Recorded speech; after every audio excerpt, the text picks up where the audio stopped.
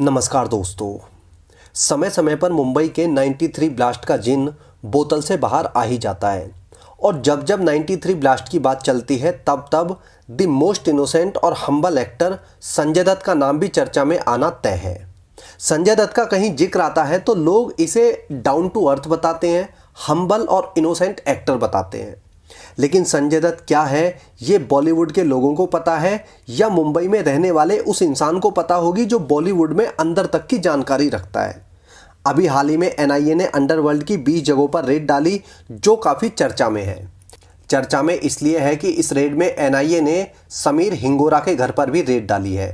समीर हिंगोरा के बारे में मैं आपको शॉर्ट में बता दूं कि 93 में जब संजय दत्त के घर से जो AK-56 और बाकी हथियार मिले थे वो दाऊद ने मुंबई पहुंचाए और मुंबई में अलग अलग लोगों को बांटे गए थे। उन्हीं हथियारों में से AK-56 जो समीर हिंगोरा ने अपनी गाड़ी में रखकर संजय दत्त के घर पे जाके छोड़ी थी। समीर हिंगोरा पेशे से जो है एक फिल्म प्रोड्यूसर है। समीर हिंगोरा का जिक्र आया तो संजय दत्त का भी जिक्र आना तय है और मुझे संजय दत्त पर लिखी एक किताब का एक वाकया याद आ गया। मैंने 2 साल पहले वो किताब पढ़ी थी। ये किताब यासिर उस्मान ने लिखी है और यासिर उस्मान ने जो है बॉलीवुड के ज़्यादातर एक्टर्स की बायोग्राफी लिखी है। इसका नाम है the crazy untold story of Bollywood's boy Sanjay Dutt. इस बुक में 93 ब्लास्ट के बाद संजय और सुनील दत्त के इमोशंस के बारे में लिखा है। किताब में लिखा है कि जब सुनील दत्त को पता चला कि 93 ब्लास्ट हो गया है और उसमें संजय दत्त का नाम भी शामिल है तो वो जो है काफ़ी ज़्यादा परेशान हो गए।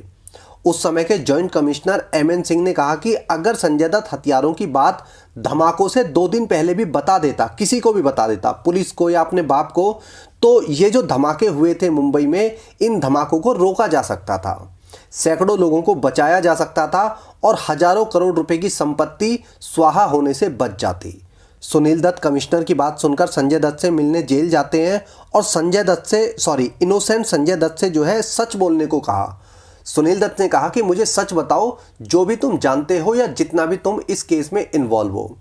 संजय दत्त जेल में बंद था, उस पर 93 बम धमाकों के आरोप लगे हुए थे, लेकिन संजय दत्त पूरी तरह से बेफिक्र था।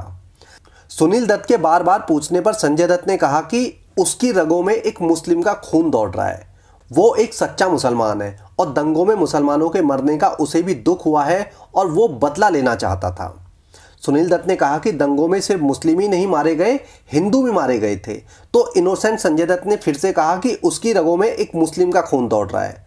संजय दत्त की बात सुन के सुनील दत्त जो है बहुत सदमे में आ जाते हैं और वापस अपने घर आ जाते हैं। किताब का ये वाकया बताता है कि संजय दत्त ने जो भी कुछ किया वो जानबूझकर किया था और करने के बाद में उसे जो है किसी भी तरह का कोई भी अफसोस नहीं था।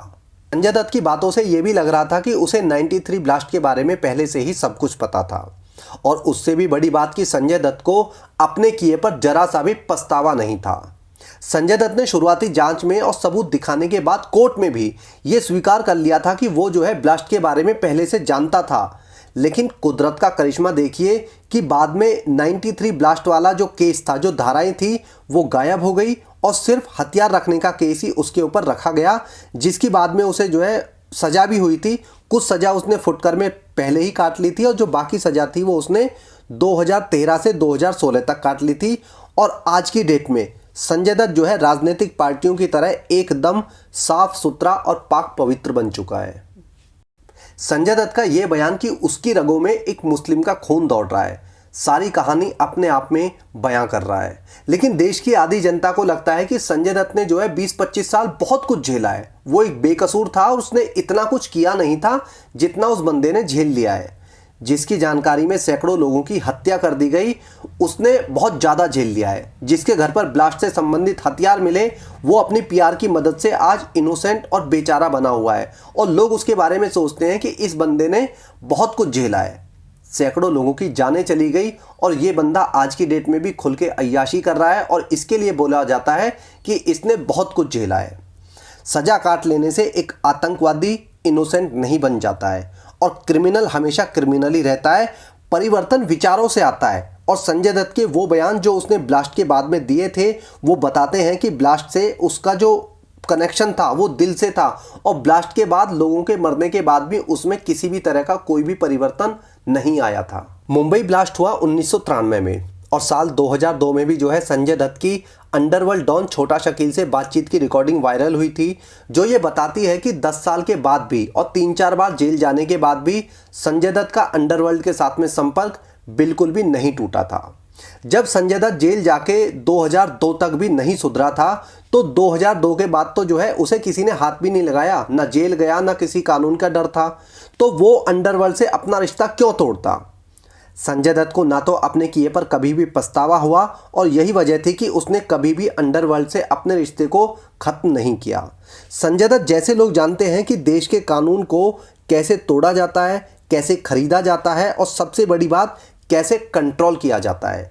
यही वजह है कि अमीर लोग जो है क्राइम करके भी आसानी से बच जाते हैं, और गरीब लोग जो है रेड लाइट क्रॉस भी कर दें तो कोर्ट केस हो जाने के बाद में जो है 10-20 साल वो गरीब उसी केस में लटका रहेगा।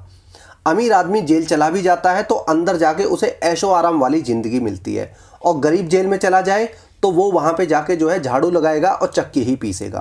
गलती संजय दत्त की नहीं है, संविधान को लागू करने वालों की है, जो इनके जैसे आतंकवादियों के दिल में कानून का डर आज तक पैदा नहीं कर पाए।